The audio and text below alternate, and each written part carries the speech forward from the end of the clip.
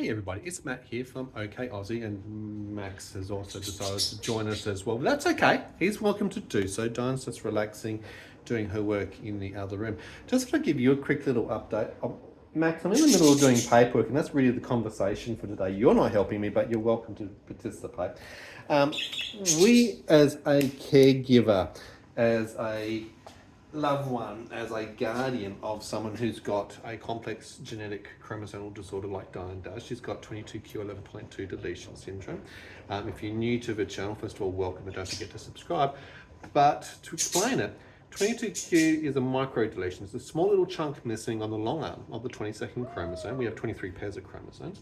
And when we're missing that, we're actually missing some very important things. We're missing about 3 million DNA building blocks. Now, when we're missing things, that means things aren't going to work properly, are they? And that's about equivalent of 30 to 50 genes. With that, it then obviously provokes or creates concern for the patient, because you're having anywhere up to about 185 different clinical symptoms. Now, I've just been doing some additional research, and over here I'm actually just working through all my paperwork and filing things away, because on a regular basis I have to do that. Max, you cannot eat the tripod. He is so involved in everything that I do. It's lovely, on the other hand. So I just want to quickly point out a few things while he's attacking what I'm doing, and the birds are going off in the background. There is a lot of medical research journals and articles that are available if you go looking. In fact, there's actually a lot of patient organisations across the world. Europe has got a collection across multiple countries: Sweden, Germany, Holland, France, Spain. There's a range there in Ireland, the UK. We've obviously got one as well with the Max Appeal. In fact, I was just printing out one of their very large documents, a consensus document on managing 22q patients. A lot of resources are available. Practical guidelines for managing adults with 22q. This is in genetics in medicine from the American College. So in America, there's a lot of information. Mayo Clinic is one of us. Johns Hopkins University, there's a lot of good stuff out there as well. There's information on screening for 22q. There's other articles. Journal of Intellectual Disability Research. What's it like having 22q? So there's those things. But I wanted to have a bit more of a, and sorry, even ocular.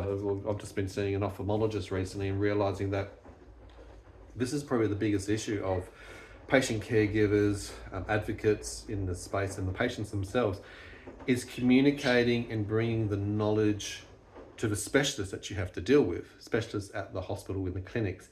Now, most, if not pretty much all specialists going through all their medical training, formal medical training, will not come across a patient in their education process, let alone maybe in their entire practice, depending on what field that they happen to be in throughout the course of their lifespan. So that's the reality that we have to actually educate and advocate as we go through this ourselves. And like I was saying, even with ophthalmology, the reality is there are so many body sections affected. 65% of patients with 22q will have palate abnormalities, deformities, cleft palate, cleft lip, high palate, those sort of things, just like Dyan's got. Midline related issues, things like scoliosis, skeletal related type issues, GI tract, gastroparesis related issues, CCI, neck related issues, cervical cranial instability. Cardiac is probably the mainstay, and hence why cardiology is probably the most important one, apart from obviously the genetic conditions that you'll get, congenital heart diseases, tetrus of fallout and other type of irregular designs. You can still get things after as you evolve. Aortic root dilation is one of those, for example, let alone other sort of cardiac anomalies, arrhythmia, etc. So the reason why I'm saying all of these things, I also wanted to have a conversation. One of the articles that I picked up that I'd actually written, bringing together lots of different research, because there's some questions recently that had been raised with people who aren't as attuned or as aware in the area of functional neurological disorder. I just wanted to jump on that as well, because we don't go through that process. We've had these conversations in the past, and I want to actually discuss that. It's quite a new sort of label that's actually being utilised. So I want to talk to it because it does come up for certain types of patient cohorts, but I also want to differentiate why Dyan is different and how that actually affects. Because people want to know, people want to understand what the condition is for 22q, and there's a lot of information around that. But you've got to understand that the brain, and particularly neurology, it's still an evolving space. Okay, they can't recreate a brain, they can't make one from scratch.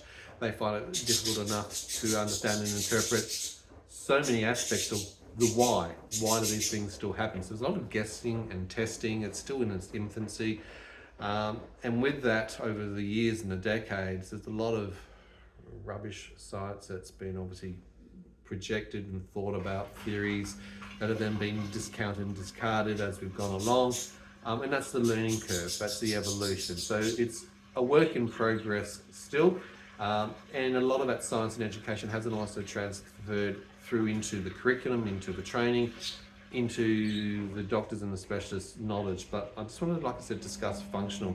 Now, functional is a condition where individuals experience neurological symptoms without a clear organic, structural, or biological cause. Okay, so if you don't have a causation, something that's organic, structural, biological, then what the neurologists will tend to do these days is go, oh, it must be a functional neurological disorder, FND is the acronym that's used. Now, although the underlying mechanisms are still under investigation, so the exact cause of FND is unknown for those patients. Symptoms may appear suddenly, they may increase with attention given to them, and then decrease when the person might be distracted. There is no single test, there's no biomarker, biological sign of the disease, to confirm the diagnosis of FND, and you don't need to have a psychological disorder to have FND. But even in that first part, symptoms can suddenly appear, then they can just disappear. If you give a person attention, it sounds like there's attention-seeking behaviour. That's what they're alluding to. So, and that happens a lot, unfortunately, for the cohort of females when we talk about gender, and particularly with male misogyny in science and medicine over the decades. We've known this, it's been historically documented and explained. Females get very severely undetected compared to the male Homo sapien species. They are more at likelihood to having things like heart attacks, 4 times more likely of it being missed, because people put it down, or the male medicine doctors, specialists put it down to, you're just anxious, sweetie. No, it's not good enough. And that's why we talk about these things. We have these open conversations about this. Now, functional neurological disorder has gone by many names throughout history, reflecting on its various proposed etiologies. You know, hysteria, a nervous system disorder; conversion disorder, psychogenic or non-organic illness; functional neurological disorder, lots of different names. And what I find is too, if I keep changing through the names, when someone or a group of people draw attention and it gets a bit of negativity, they then go and create a new name, and then a new name. So there's lots of name cycling and name changing happens when they do that. So be mindful of a lot of new names in this sort of space. Now, while misinterpretations and misunderstandings surrounding functional neurological disease exist, it's not fabricated, and its existence is supported by clinical observation, neuroimaging, and experimental studies. So remember, in this conversation, I'm not saying that it is a fictitious condition in itself. It is actually a condition that does match certain people. What I don't like is the fact that it is given out so willy-nilly without coming back to the research. If you don't test, you don't find. I'm going to get the t-shirt that says that one of these days. I've said this multiple times, because this has been my experience. This is where my experience, particularly becoming Dyan's primary caregiver and so deeply involved in the engagement with that role, having the EPG, enduring power of guardianship, for medical engagement, I have found that if the medical teams weren't testing, they didn't find. So, of course, what was the first thing I did? I asked them to test, very specifically, a range of tests, and every test would come back with more and more information. It would enable them to actually have a clearer picture, and it actually then reinforced, leading to the genetic testing, to get, after 48 years, a diagnosis of 22q11.2 deletion syndrome. So do keep striving forward to get testing actually done. Remember, there's 7,000 rare diseases. Only 5% of those have at the moment actually got anything that's clinically able to assist and help that particular cohort of patients. So while misinterpretations and misunderstandings surround FND exist, it's not fabricated, and its existence is supported by clinical observation, neuroimaging, and experimental, so it's still new experimental studies. But remember, there's no single test or biomarker. There's no pathology test that you can get that says, hey, you've got this. Okay, whereas other things you can actually do differential and work out what people have got. So a rule in diagnosis of functional neurological disorder would be made by identifying positive signs of FND in association with symptoms consistent with the disorder. Positive signs include demonstration of internal inconsistency, signs that are incongruent with recognised neuroanatomical pathways. So they're looking for people who are inconsistent, where they're flaking, they're doing things that are not regular and pattern matching. So for example, Dyan, who's had seizures for 13 years, will be a very consistent, regular pattern of the types of evolution of her seizures that she's experienced. It's a consistent pattern, it's not just a once-off, and she doesn't do it around people to get attention. She'll do it whether I'm here or not there, she'll do it around other people or not. It's actually conditional. I'm going to explain how it actually occurs for her. So Dyan was and has been diagnosed with 22q11.2 deletion syndrome. It's a neurodevelopmental disorder. Neurodevelopmental disorder. It's a genetic condition caused by deletion of a small piece of chromosome 22, missing 30 to 50 genes, 3 million DNA building blocks, affecting up to 185 clinical symptoms. It can lead to a range of developmental and behavioural challenges. It's a spectrum. If you've met one person with the condition, you've only met one person. There is a spectrum, but at the same time, I'm saying that all of this research, all of this documentation and complete library of thousands of medical journals actually supports consistencies, which is why there are clinical guidelines for the condition, for diagnosis, for the management of the condition, and the treatment across every sort of area, wherever it is, ocular manifestations, neurological, gastroenterology, urology, 22 different odd specialities later. Now, 65% of patients with 22q deletion syndrome will have seizures and seizure-like conditions. 20 to 30% will have autism, 40 to 60% will be ADHD.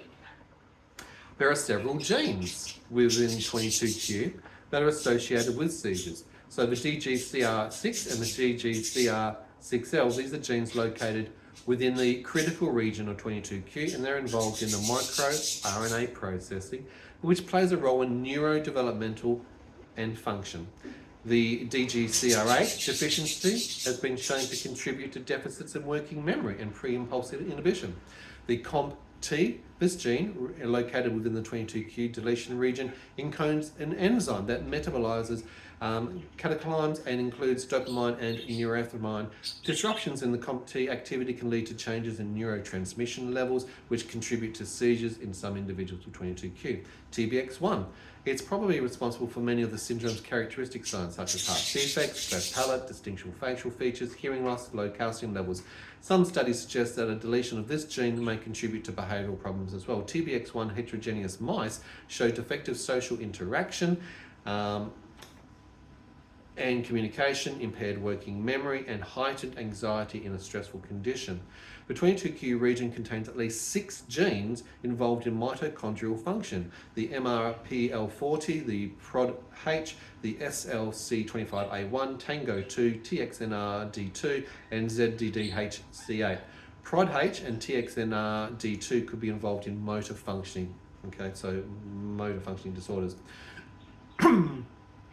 I've just pointed out a lot of organic, structural, or should I say biological in this case, because that's what genetics are, biological rationales, and these are the things that we know. So if these genes are broken or missing, they are known to cause throughout all the research, all of the issues of seizures, memory, cognition-related issues, communication-related issues, behavioural-related issues, motor movements, ticking, dystonia, that it's all tied in. So that's why the research is actually done in that regards.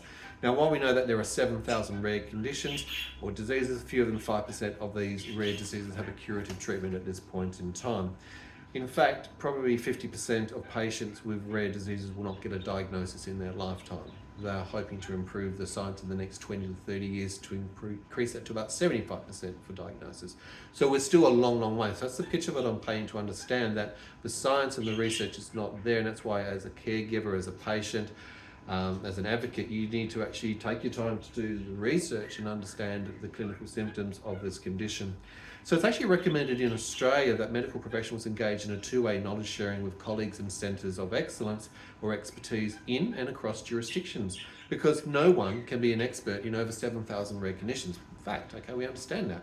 There are no specialists in Australia at this point in time for adults with 22q11.2 deletion syndrome. There are 2 clinics for children, one in Perth Children's Hospital and one in Queensland. Adults can't get to those clinics. It's also in the research very clearly the issue of transition from childhood into adulthood. If you don't capture the diagnosis for a child early on and therefore get them into pathways urgently, which can then have significant impact on actually improving their life moving forward. So if they miss and it's a late diagnosis, those patients have more morbidity, mortality, more issues with the condition as a fact, all right? Now, F&D, coming back to that, requires a thorough evaluation by a healthcare professional to rule out other potential causes. So if there's no specialist for 22q in Australia for adults, then we're missing out the ruling out of other potential causes, or we're missing out someone actually spending the time to pick up all of the research which is actually available, the medical journals, the thousands of articles, the information that's being compiled by these centres of excellence, whether it's the Mayo Clinic or Johns Hopkins, to name a few, that is actually out there and available. Now, females are sometimes incorrectly diagnosed with functional neurological disorder, FND, due to several factors. There's implicit biases, historical and social narratives, under recognition of the condition in men. FND is a complex condition in its own right, and misdiagnosed can lead to delays in proper treatment and potentially harmful interventions that are occurring. There's misinterpretation of symptoms that occur. Some healthcare professionals might misinterpret functional symptoms as being all in your head. I'm sure there's a whole lot of patients and people who've got disability who have said, look, you're just being nervous, you're just being anxious, or look, you're just imagining this, or you know what, this is a psychological condition. I'm sure in the comments you can tell me if you've ever heard that one being said to yourself.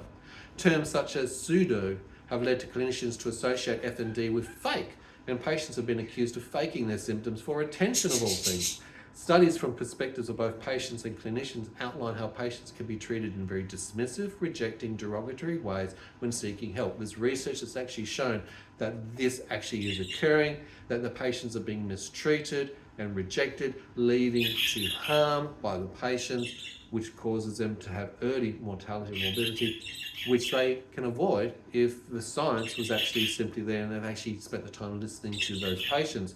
Now, remembering it's also difficult because a lot of those patients will have GDD, global developmental delays, IDD, intellectual developmental delays, communication-related issues. They might be mute, for example, selective mute even.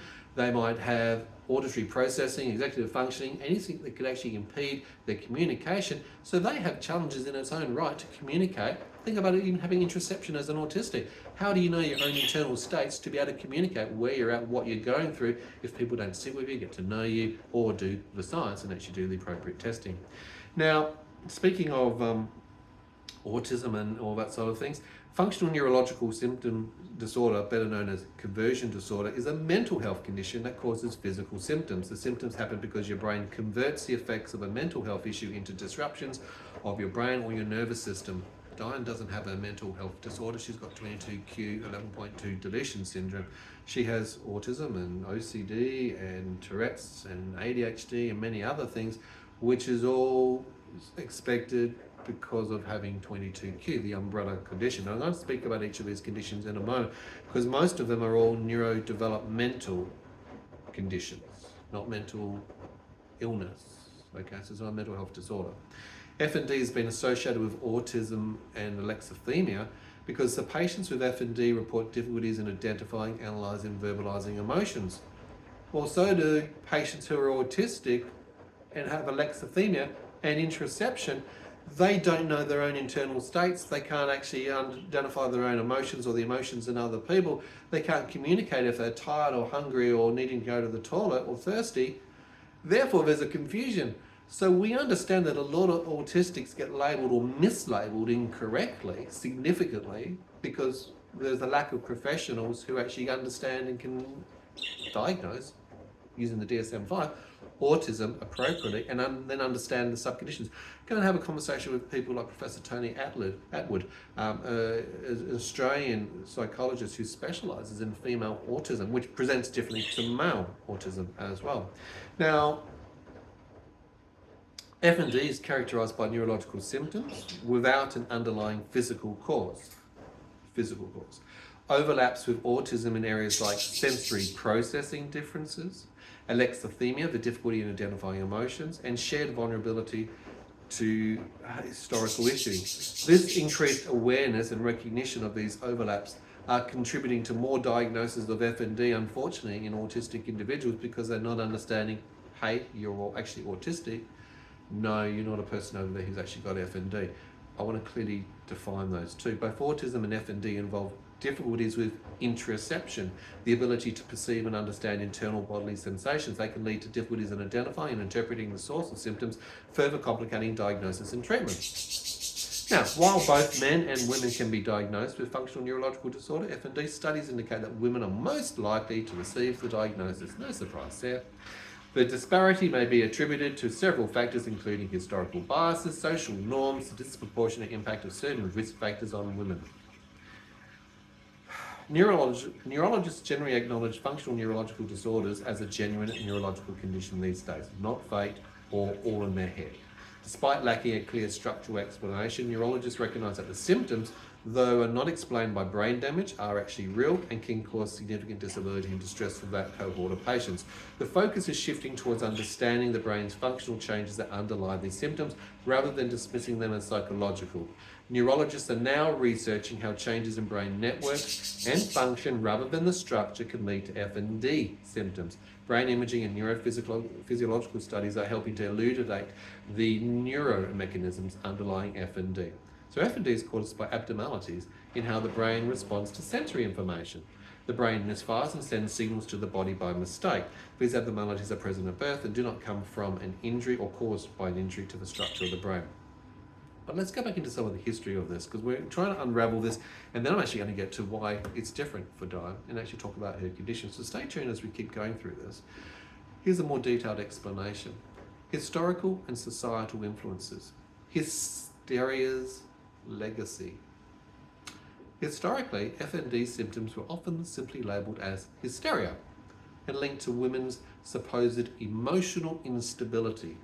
This historical context may have contributed to the greater tendency for physicians to diagnose FND in women, just because women can be more emotional. So because a man shuts up and has to be tough because society stereotypes a man to do that, they won't get the diagnosis. I want you to think about that for a moment. Gender expectations. Societal expectations around women's roles and behaviours may also play a role. Women who experience FND symptoms may be perceived as overreacting or having an emotional problem, leading to a quicker path to the diagnosis of FND. Risk factors and the prevalence, childhood adversity. Studies suggest with childhood adversity, including neglect, is a significant risk factor for FND. Women may be more likely to experience high rates of childhood adversity, potentially contributing to the high prevalence in FND in women. Just because someone has been through a childhood adversity does not mean that they haven't got their shit together, have actually not gone through and processed it, have actually not worked and done the work and got themselves sorted out and are leading totally, fully functional lives. But the assumption is, because you mentioned that at any point in time, maybe in medical history, that sticks. It becomes sticky. And that becomes the only thing that bubbles up to the top, percolates to the top. Why should that? When there's clearly clinical things. Again, like I said, if you don't actually go through the due diligence of actually going, let's actually test, let's actually explore. Let's talk about family history, let's talk about your symptoms, let's do some clinical imaging, blood tests, pathology, radiology to find out what's going on. And then we can actually do that. Trauma and abuse, traumatic events including sexual abuse and violence are also associated with FND. Women are disproportionately affected by these types of trauma, which may contribute to the higher rates of FND in women. Diagnostic bias, under recognition in men. There may be a tendency for physicians to underestimate or miss the diagnosis of men totally, possibly due to the historical association of FND with women. So there's a total gender bias coming through in this. Comorbidity. FND can co-occur with other mental health conditions like depression or anxiety, which can complicate the diagnosis. Stigma. The stigma associated with FND can lead to patients feeling dismissed or disrespected, potentially delaying diagnosis and treatment. Misdiagnosis can contribute to stigma and emotional distress in itself, further impacting patients' lives. Socioeconomic disparities affecting health. Socioeconomic status can affect access to specialists and appropriate treatments, further impacting diagnosis and care. If a person is impoverished, doesn't have the financial economical status to actually go and get private health cover, particularly in Australia, you're relying then on the public health system, it's very easy to be labelled quickly with inappropriate labels, because you get a higher quality of science and study and professionality in private healthcare. A lot of socioeconomically depressed people don't have access pathways to obtain that, and that contributes to inappropriate diagnoses and delays. It's quite common for complex health conditions to have delays up to 8 to 10 years in diagnosis. That's an expected norm. Yeah. Functional neurological disorder is a common and disabling disorder, often misunderstood by clinicians. Although viewed skeptically by some, FND is a diagnosis in its own right that can be made accurately based on positive clinical science. I get that, I understand that. With clinical features that have remained stable for over 100 years. Despite some progress in the last decade, people with FND continue to suffer subtle and overt forms of discrimination by clinicians, researchers, and the public. There is an abundant evidence that disorders perceived as primarily affecting women are neglected in healthcare and medical research. And of course, FND mirrors this neglect. We outline the reasons why FND is a feminist issue, incorporating historical and contemporary clinical research and social perspectives. We call for parity for FND in medical education, research and clinical service development so that people affected by FND can receive the care that they need. That cohort of patients does need the spotlight to be opened up and for it to be understood. But then we have to also understand the misdiagnosis and the bias that all of those things cause onto women, and in this case onto Dyan.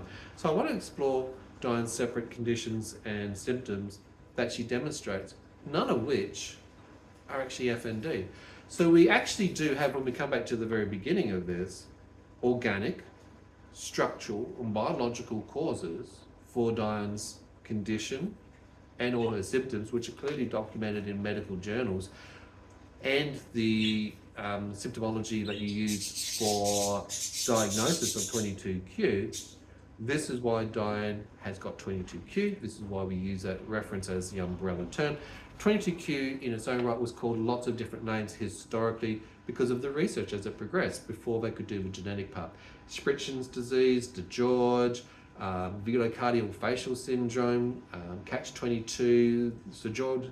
There's a lot of different separate names that were used until they realized once they did the genetics that all of those separate conditions all were caused by the same genes that were missing on the 22nd chromosome, that micro deletion that occurred in that area. And now we use the correct terminology. We no longer use those old languages. We call it 22q11.2 deletion syndrome. So what does Dyan have? Tourette syndrome. What is it? Well, it's a neurodevelopmental disorder. Primary causes in the brain. It's more common in individuals with 22q deletion syndrome than in the entire general population. So research suggests that Tourette's and 22q may have a shared genetic risk factor. For instance, the COMT gene, which is involved in the regulation of brain chemicals, has been implicated in both Tourette's and 22q, so that's the commonality.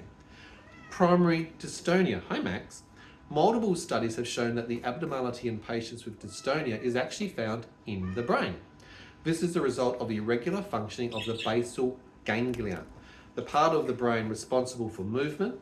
Dyan's got a condition called Farr's disease. That's when you have a bilateral calcification of the basal ganglia along with the movement disorder. Dystonia, ataxia, especially in the form of movement disorders, it's more significantly common in individuals with 22q deletion syndrome than in the general population. In fact, surprisingly, massively so. I'm going to give you a number in a moment. Specifically, a study has found that a high percentage, 94.7% of children with 22q exhibit movement disorders. And what's the primary, most common movement disorder that they have? Dystonia. Okay. ADHD, let's talk about that. Attention deficit hyperactivity disorder. That's a neurodevelopmental disorder. So all of these are neurodevelopmental disorders. They affect brain function and executive skills. That's what 22q is, a neurodevelopmental disorder. Autism spectrum disorder, ASD, is a neurodevelopmental disorder affecting social interaction, communication, and behaviours. Now, Dyan's also affected by her heart, which we know is probably the main thing. In fact, most people actually get a diagnosis of 22q because of heart-related issues. In fact, in the womb, they can do ultrasounds to actually realise that tetrus are fallen and other sort of abnormalities are occurring. That can be the early identifier to then look at and go, let's do genetics. Yes, you've got 22q. So coming from the heart, one of the conditions that Dyan's got is called POTS, postural orthostatic tachycardia syndrome. It's an autonomic disorder characterised by an abnormal increase in heart rate upon standing up. POTS is where the heart rate increases significantly when a person stands up, often leading to dizziness, lightheadedness, and other symptoms. It's a physical condition with a known mechanism, problems with the autonomic nervous system. That's what it's caused. Are you in my box? Why is it that cats always have to go and find a box? If it fits, it sits. All right, some other things. Fibromyalgia. Now, according to the pain specialist at the hospital, that's a real thing, and we've known about it for a long, long time. It comes from the Latin, muscular pain. It's the second most common rheumatic disorder behind osteoarthritis, and is considered to be a lifelong central nervous system disorder, which is responsible for amplified pain that shoots through the body. Yep, absolutely. Ataxia. That's a neurological condition as well, characterized by the lack of coordination and balance, often due to damage of the cerebellum or other parts of the brain responsible for motor control or dysfunction within the nervous system. Ehlers-Danlos syndrome, EDS. Now that's a group of heritable connective tissue disorders affecting the skin, joints and blood vessels. It's characterized by joint hypermobility, skin fragility and other symptoms depending on the specific types of EDS. There are 13 types of EDS. Some types of EDS, like hypermobile EDS, are associated with chronic pain, fatigue and other symptoms that overlap with FND. And here's the thing, when you've got all these different sub-conditions because of a genetic disorder, some of the symptoms can be seen in patients with FND. I get it. I understand where the mistake is made. But if the science, the medicine, does the research, does the diagnostics and realizes the condition, now it starts to make a bit more sense, doesn't it? Coriform gait, also known as hyperkinetic gait or walking style. This is a gait that's seen caused by basal ganglia disorders, including dystonia. Dyan's got dystonia. Dyan has a basal ganglia impact because of the calcification with a movement disorder. So she also happens to also coincidentally have a hyperkinetic gait. The patient will display irregular, jerking, involuntary movements in all extremities. Walking may accentuate their baseline movement disorder. She's also got what's known as a neuropathic gait or a steppage gait. Nicknames called an equine. Looks like a horse. She sometimes will walk a bit like a horse because she's got to focus and concentrate. So seen in patients with a foot drop or weakness of foot dorsiflexion. This cause of the gait is due to attempt to lift the leg high enough during the walking so that the foot doesn't drag on the floor.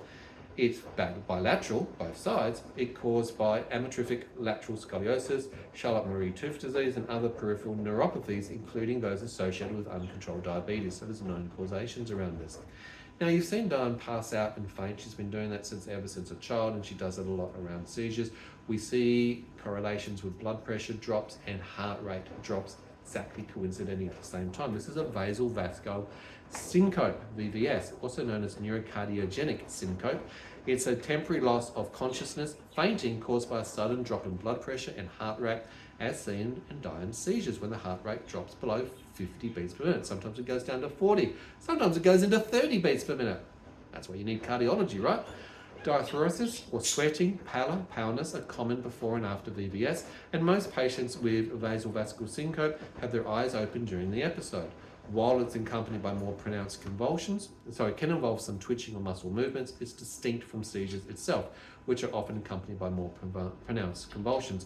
Vasovascular syncope is triggered by an overreaction of the nervous system, particularly the vagus nerve, leading to reduced blood flow, so you're not getting enough blood flow to the brain, and a temporal loss of consciousness. Interesting if you look at the vascular science for patients with 22q. So the vascular surgeon once asked me, what do I need to know about the condition? In fact, every specialist asks the Dyan, the patient, and myself as a caregiver, what do I need to know as the specialist about your condition? Well, I'd hope that the vascular specialist would go off and do some research into these medical journals and realise that a lot of patients will have issues with their carotid artery and the venous structure in the neckline particularly That's very important if they're doing any types of surgery, particularly of palate and reconstruction. They need to know about this, but that can actually lead to a decrease in blood flow to the brain. Max, why are you in the sink? I have a sink cat behind me. Max, say hello. So that lessened effect of blood flow, particularly seen in the seizures, is why we're getting the vagal syncope occurring along that period of time. Now, also, another primary condition that Dyan's got, ME, myalgic encephalitis, CFS, chronic fatigue syndrome, she's had for over 30 years. It's a complex chronic illness that impacts multiple systems of the body. It includes the nervous and the immune systems. The illness is characterized by severe fatigue, post-exertional malaise, PEM, and other neurological symptoms. It's not FND. I have seen some early doctors, specialists trying to get into the FND space years ago who tried to align ME/CFS as being a functional. No, it's not FND. Okay, it's a complex chronic illness that's well known, impacting multiple systems of the body. FND seizures. Now here's the part that I do want to talk more particularly about. FND seizures are triggered by psychological or emotional factors such as severe mental or emotional trauma, high stress, or situational triggers. For FND cohort of patients, we have a high predictability scale to know when Dyan's going to have a seizure based on clinical symptoms of observation over 13 years of her having more than 1,000 tonic-clonic seizures, myoclonus, innumerous absent seizures, multiple atonic drop seizures, focal and aware and impaired awareness seizures. She's had a whole range of seizures over 13 plus years, which we've observed, recorded on videos like our channel here, OK Aussie, for clinical purposes, and documented very clearly. So we now know from this what the triggers are, and with the high predictability we can go, well, with these triggers in place we can work out if and when Dyan is likely to have seizures, and obviously intervene and maintain vigilance to support her. So for Dyan, poor sleep quality, and particularly the lack of REM, deep quality sleep, it's level 3 sleep, bowel medications from her gastroparesis, which affect the ASM anti-seizure medications efficiency of delivery and changes the electrolyte imbalance in Dyan's body. High pain levels is a causation. Not eating sufficiently and regularly, and that's impacted also by gastroparesis. When you've got a dysmotility of the GI tract and bowel pain, you don't really feel like having lots of consistent, good quality meals. Okay, so there's issues around that.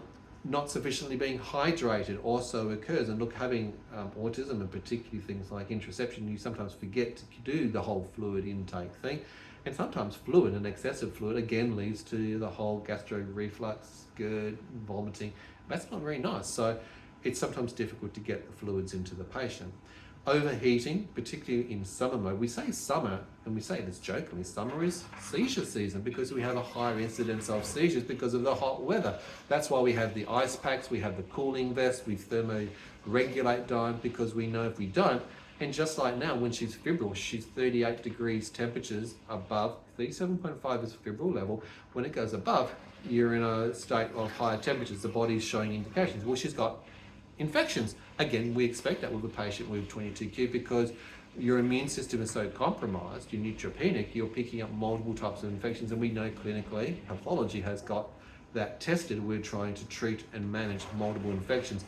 But she's been high above 38 degrees for the last 6-7 days. That's what leads to more neurological conditions.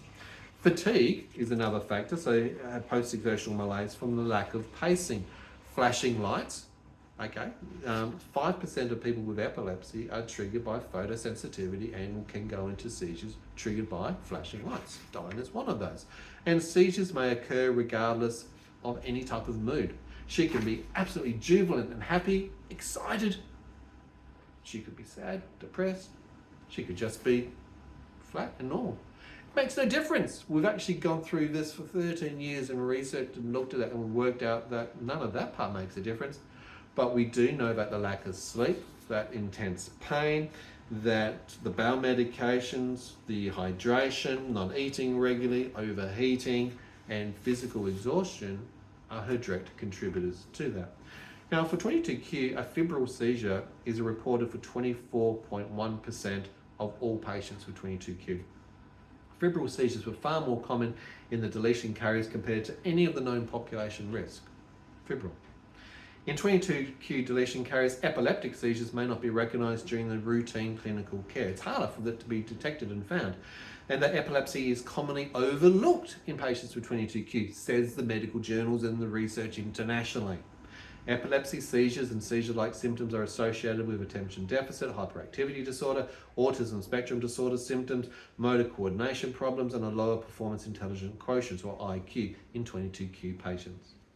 Between 1% and up to almost 15% of patients with 22q have hypomorcalcemia-induced seizures. In adulthood, 17.6% of patients with 22q exposed to psychotropic drugs have epileptic seizures. So the types of medications that may be given for other conditions may induce them to have seizures, suggesting a reduced seizure threshold. We know clinically that Dyan and other patients with 22q have a reduced seizure threshold, more likely to have seizures if the right symptoms and conditions are invoked.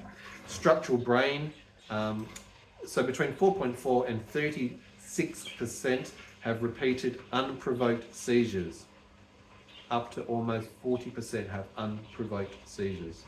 Structural brain abnormalities in these individuals can include diffuse cerebral atrophy, polymicrogyria, 13-14%, hippocampal malrotation, 10%, grey and white matter heteropy and epilepsy, GGE, and the deletion prevalence is elevated in GGE cohorts of about 6.9% of patients will have a genetic generalized epilepsy. So 6.9% of patients with 22q will have epilepsy.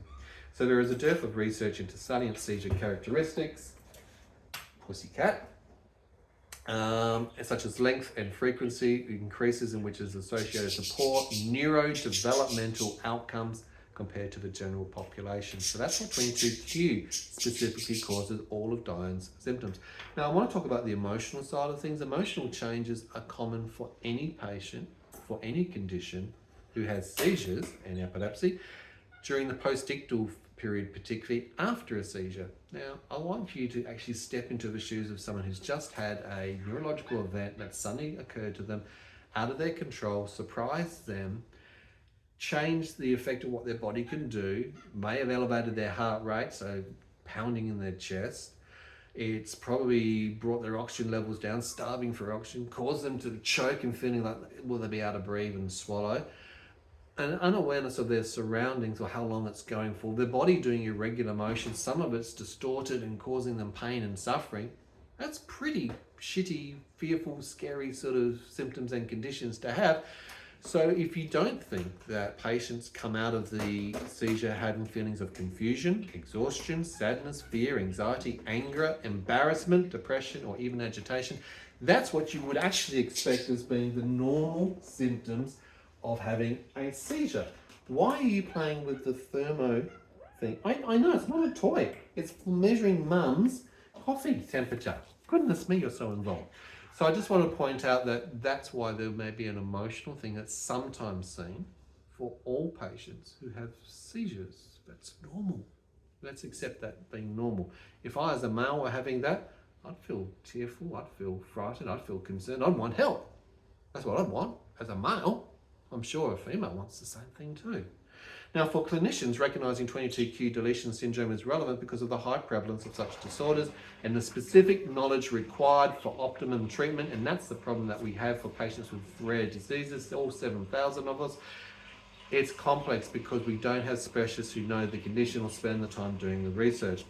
Epilepsy and seizures in young people with 22q deletion syndrome, the prevalence and links are available on multiple sites. Functional neurological disorders is a problem with the functioning of the nervous system and how the brain and the body receive signals. Physical and psychological risk factors can cause functional symptoms, which include a variety of physical, sensory, and cognitive symptoms that have yet to be explained by a recognized disease.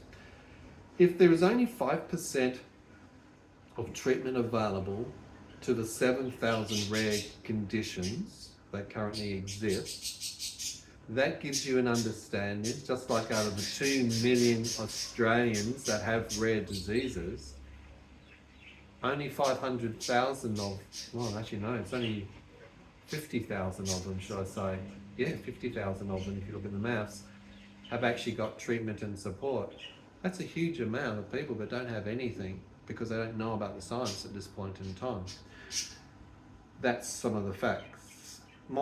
Functional neurological disorders, FND, is considered to be multifactorial, which means many different risk factors can contribute to the development of the disorder. The symptoms are real for those patients and can cause impairment in quality of life, which is similar to and in aspects worse than other neurological conditions. Among people with FND, the amygdala in the brain is more active when subjected to sad or fearful stimuli. It's one of the research things that are going along. And here's one of the other interesting crossovers. In individuals with ASD, autism spectrum disorder, also the amygdala, the brain region involved in processing emotions and social cues, often exhibits atypical growth patterns and size. Studies have shown that the amygdala can be enlarged in toddlers with autism, and its growth trajectory may deviate from typical development for autistics. Furthermore, the amygdala's size and connectivity with other brain areas can be linked to various autism-related symptoms and behaviours. So, an FND patient's symptoms can be inconsistent or change when they want to, or if distracted. Symptoms are consistent, remarkably so, measured, monitored, video recorded, and documented over her entire life, and all match those guidelines that I was talking about at the very, very beginning. All of these things that exist here. The practical guidelines for managing adults with 22q deletion syndrome. It's all documented. So I'm hoping that today's video has actually helped to understand and explain and have a bit of dialogue around what FND is and what 22q is, rare conditions, but the neurodevelopmental conditions. And this is what I know a lot of research has shown that a lot of nurses and doctors need to continue to be educated and improve their awareness and understanding of. That there's a lot of misdiagnoses, but there is science out there genetically and tests available which will help patients get diagnosis for autism, ADHD, OCD, Tourette's, the list goes on. And when you've got genetic testing, you now have answers for where Dyan is at. I hope today's video has helped a few people out there. If you found it useful, please let me know in the comments below, and we can do more of these sort of talks and conversations and answer some of the questions around Dyan's condition of 22q11.2 deletion syndrome. Thank you very much for watching. I hope you've enjoyed this episode. If you're new to the channel, don't forget to subscribe, hit that notification bell, share our channel so that we can help increase the awareness and education for the condition so other people, patients, families, carers, and advocates can help find the information to actually support the medical fraternity to learn and to be educated so they can find out more about this very rare condition, or point them to centres of excellence, or maybe build up your own library of documents and data, which is medical journals, which are available online internationally if you do the research. Thanks very much, guys. We'll see you in another episode real soon. Bye for now.